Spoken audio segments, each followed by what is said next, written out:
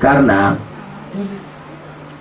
orang-orang Yahudi disebutkan di dalam Al-Quran, yang mana mereka itu sebenarnya dia yang lebih utama, karena dia yang mengetahui keberadaan Nabi SAW di dalam kitab Taurahnya. Namun setelah Nabi kita datang, mereka tidak menerima dengan alasan Nabi tersebut bukan dari Bani Israel. Maka dari itulah Allah Subhanahu wa Ta'ala menyebutkan dalam Al-Quran supaya mereka mengingat, ya Bani Israel, uzkuru ni'matallahi alaikum wa anni faddaltukum alal alamin. Wahai Bani Israel, ingatlah nikmatku padamu. Nikmat ini adalah ilmu tentang Nabi. Mereka mengetahui Nabi kita Muhammad SAW lebih daripada pengenalan pada anaknya. Sampai di Quran dikatakan ya'rifunahu kama ya'rifuna abna'ahu. Sampai orang-orang Yahudi Bani Israel selalu bertawassul dengan nama Nabi kita. Nabi belum lahir. Bahkan dulu sewaktu Raja Tuba lewat di Madinah, yang mana waktu itu masih bernama Yathrib, dia tidak menduga bahwa di tengah-tengah padang pasir ada perkebunan yang subur. Yang namanya raja biasa kalau ada lahan bagus itu kepingin direbut. Raja Tuba menaruh niat di hatinya untuk merebut Madinah.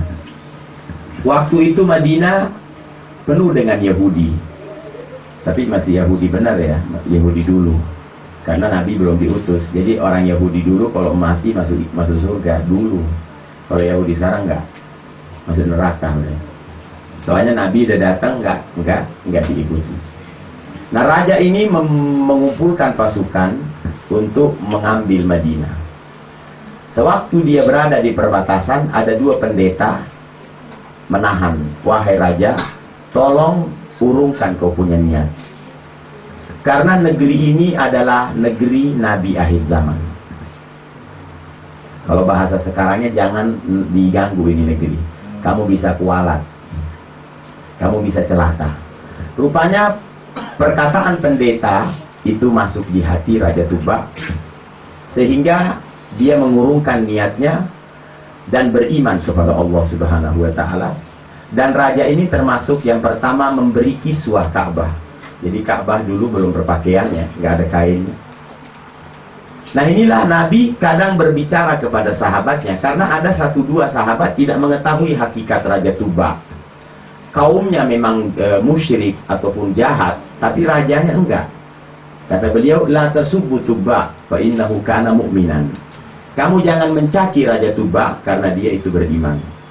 Nah, sewaktu Raja Tuba diingatkan oleh pendeta Yahudi pada waktu itu, akhirnya dia tidak jadi merebut Madinah. Malah dia membeli sebidang tanah sambil mengatakan kepada pendeta, saksikan wahai pendeta, tanah ini hadiah dari saya buat Nabi akhir zaman.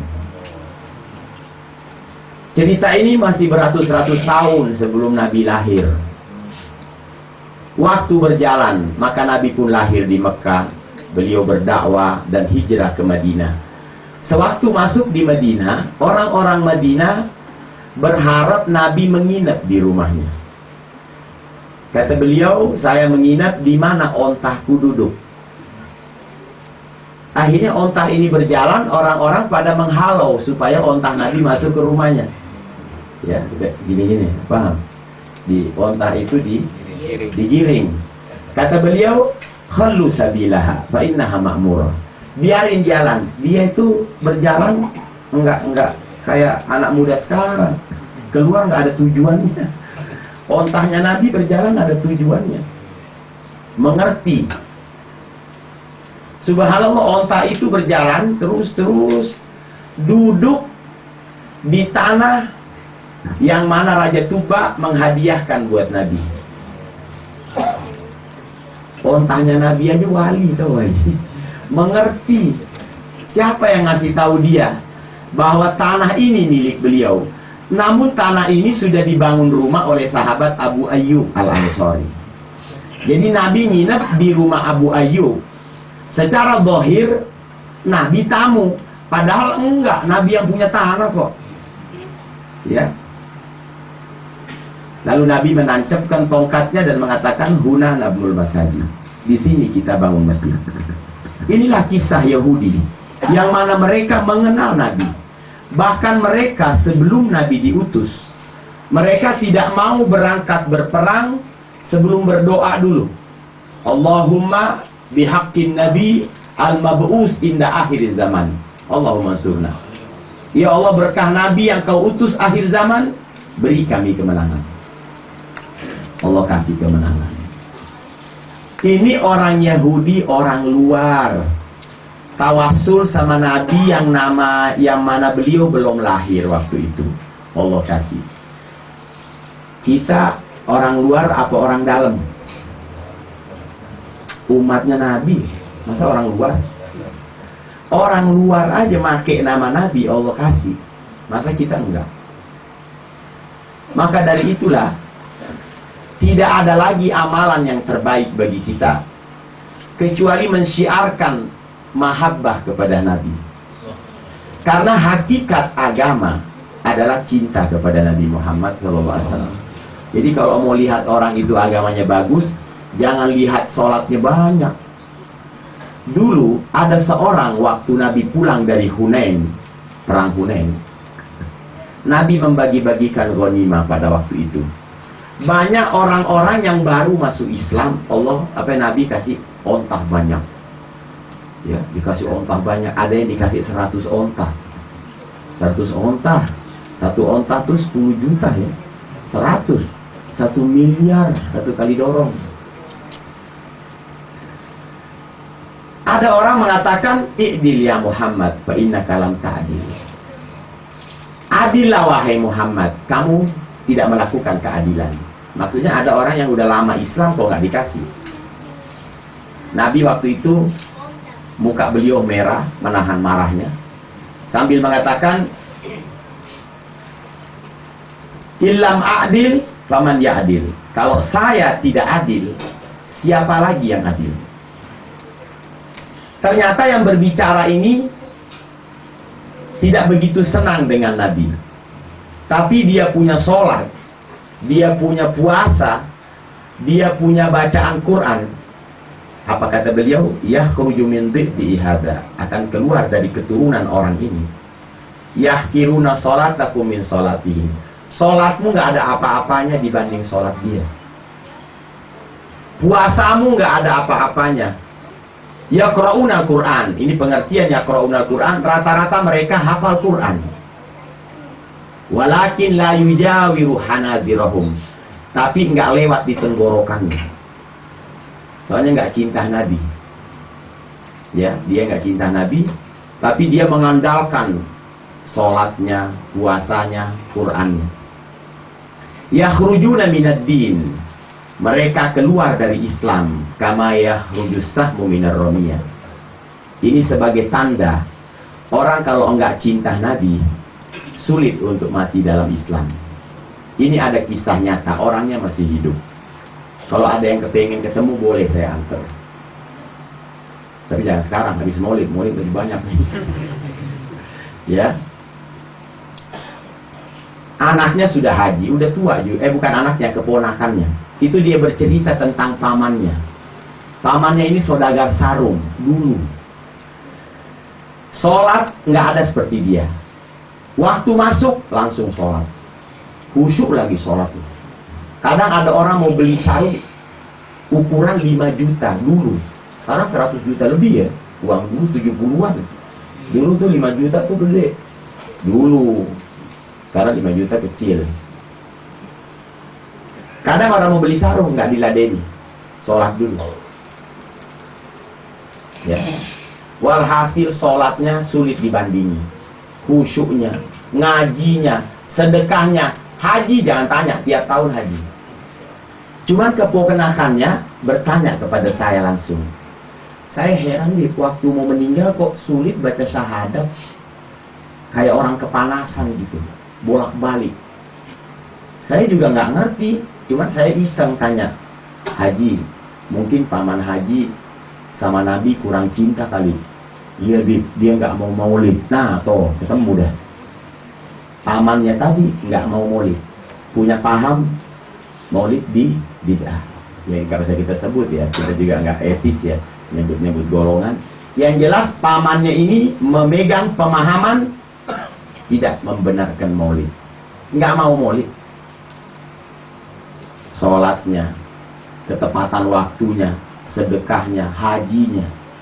Tapi si keponakannya masih hidup ya, ada di Sumur Batu. Heran, kok bisa saya punya paman matinya seperti itu? Ya. Bagaimana dia bisa mati dalam Islam, sedangkan orang cinta Nabi itu harus pasti masuk surga?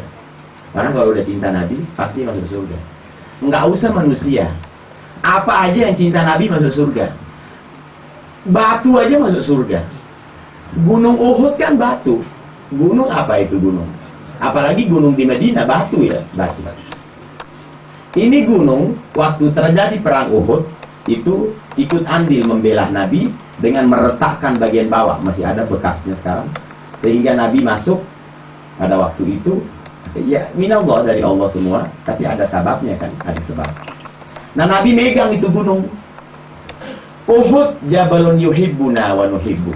Gunung Uhud ini gunung yang cinta padaku, dan saya pun mencintainya. Uhud jabalun min jibalil jannah. Gunung Uhud adalah gunung yang masuk surga. Jadi gunung masuk surga. Ada lagi pohon kurma. Nanti disebutin di Rawi Maulid ya. Wahanna ilaihil jiz. Dulu sebelum ada mimbar, ada pohon kurma yang Nabi tempati duduk. Batang kurma lama, tua. Ada seorang sahabat membuat mimbar buat Nabi. Otomatis pohon ini dikeluarkan, tidak dipakai lagi. Begitu dikeluarkan, subhanallah, batang kurma ini merintih. Hanna ilaihil jiz, merintih. Seperti ibu kehilangan anaknya. Sampai akhir masjid dengar itu suara. Nabi merangkul itu pohon kurma. Seperti membisikkan sesuatu. Ternyata apa yang Nabi katakan, apa yang kau inginkan sekarang? Kembali masuk ke masjid. Gak apa-apa, masuk di masjid, ditaruh aja di situ. Kalau memang kau inginkan. Cuman kita bertemu sebatas di dunia, kata Nabi. Atau saya meminta kepada Allah, kamu nanti dijadikan oleh Allah pohon kurma yang segar di surga. Jadi kamu nanti masuk surga. Pohon kurma masuk surga. Kata pohon kurma, akhtartu jannah ya Rasulullah. Saya pilih surga bersamamu ya Rasulullah.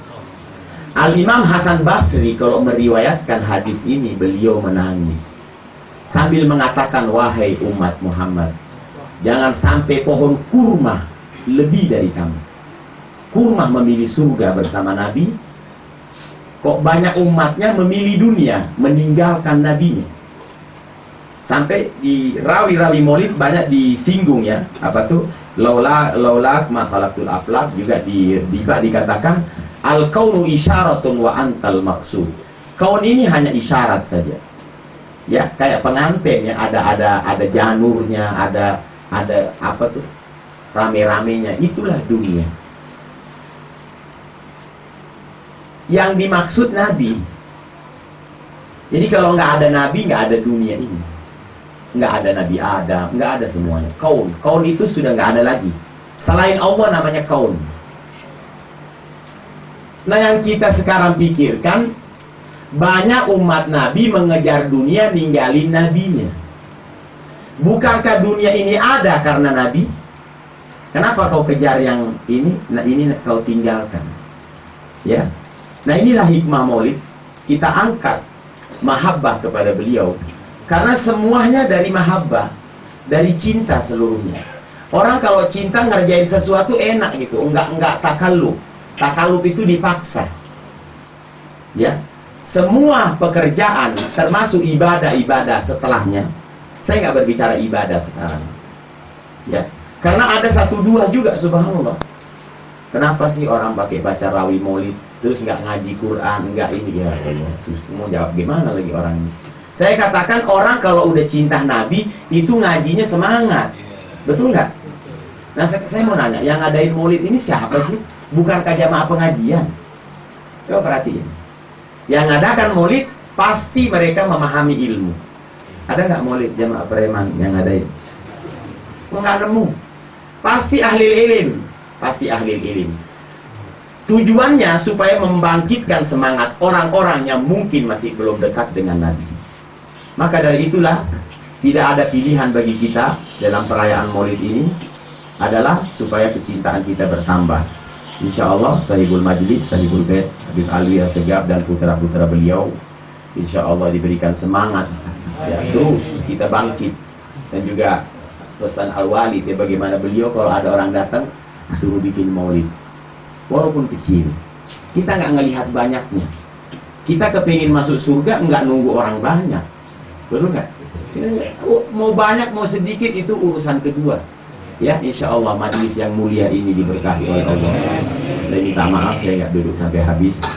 Ya, mudah-mudahan maulid ini dilanjutkan dan kita akan mendapatkan berkah dan syafaat dari Nabi. Rabbana taqabbal minna innaka antas samiul alim wa tub alaina innaka antas tawwabur rahim. Wassalamualaikum warahmatullahi wabarakatuh.